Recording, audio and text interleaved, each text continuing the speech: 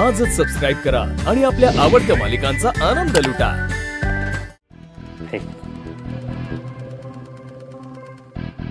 किती विचार करशील ग? आणि तुला काय गरज होती बरं त्या गाडावर तरी यायची? त्या दिवसात हे सगळं होतच राहतं, एवढं काही मोठं झालं नाही। आणि तुम्ही एवढं तेवढ्यासाठी मला सारखं दवाखान्यात काय घेऊन येता? एवढ्या तेवढ्या गोष्टीवर निंबाळकरांचा वंशच तुझ्या पोटात वाढतो। घे पाणी घे।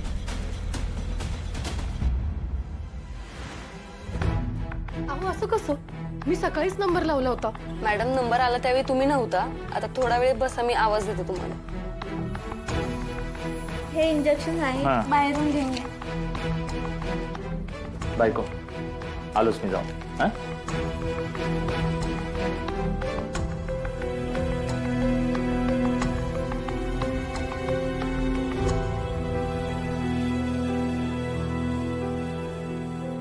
तुम्ही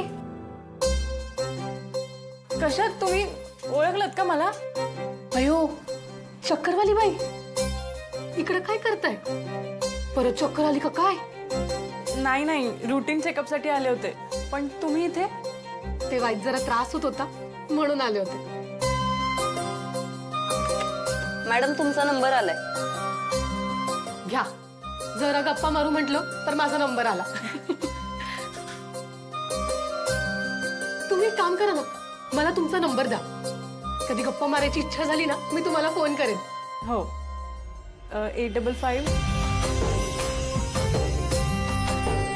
तुमचं नाव? मॅडम लवकर या।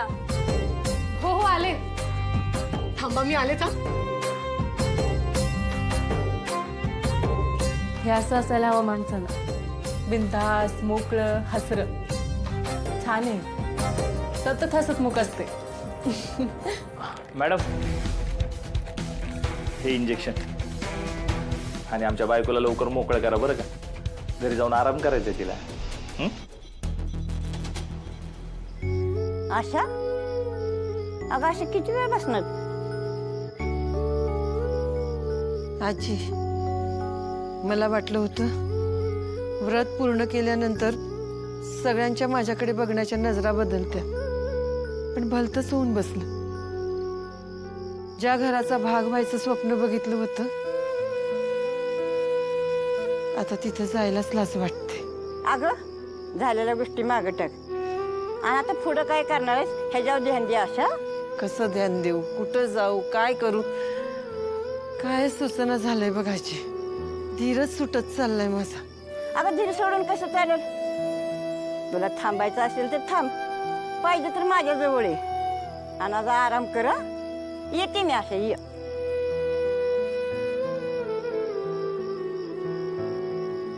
मला कळत नाही देव इतकी कठोर परीक्षा का घेतोय माझी? खराला नाही नाहीच का या जगात? मी खरी असून माझी बाजू घेणार कोणीच का सापडेना मला। तो जालिंदर किती बी नालायक असला तरी आज तोच जिंकला हे सत्य मान्य करावं लागेल। बघू आता आयुष्यानं पुढे काय वाढून ठेवलंय।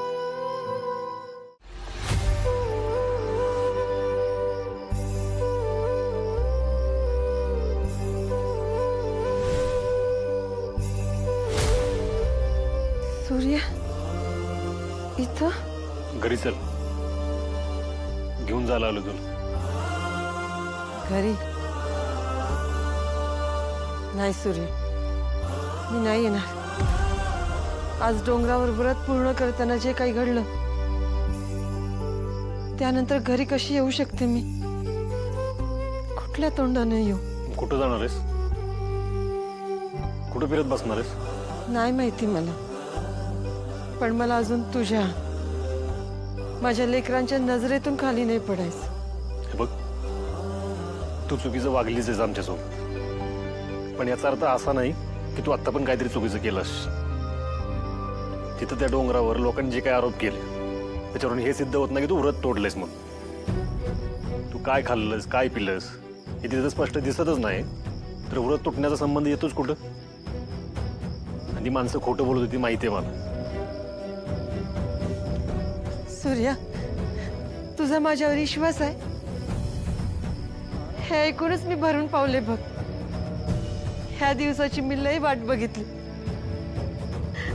आता माझं व्रत पूर्ण हो न हो मला काय बी फरक पडत नाही, पण तुझा माझ्यावर विश्वास आहे हे ऐकून माझं व्रत पूर्ण झालं असं मला वाटतं. मला सगळं मिळालं बघ. तुझा माझ्यावर विश्वास आहे ऐकताना मला मरण जरी आलं ना तरी तुला माझ्या चेहऱ्यावर दुःख दिसणार नाही. मी मरण आनंदानं स्वीकारेन. बस, एवढं खुश व्हायची काही गरज नाही. आणि माझा तुझ्यावर कधीच विश्वास नसणार आहे, लक्षात ठेव. माझा माझ्या बायकोवर विश्वास, कारण तिनं तुला औषध दिलं होतं म्हणून. आणि ती कधीच खोटं बोलणार नाही, माहिती आहे मला.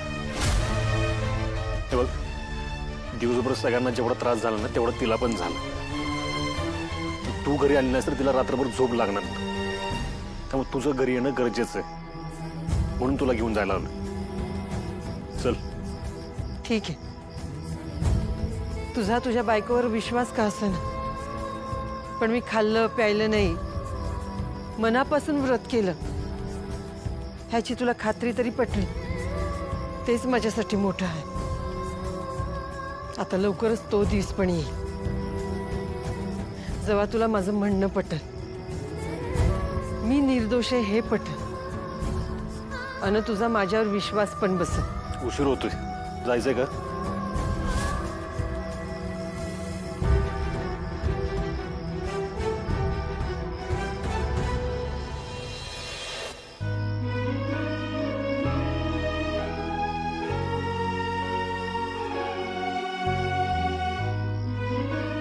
चला आता आत जाऊया. तुमचं हे घर तुमची वाट बघताय. थांब, या घरात पाऊल नाही ठेवायचं तू. सूर्या, माझी आई माझ्या बालपणीच मेली माझ्यासाठी. चालती होत ना.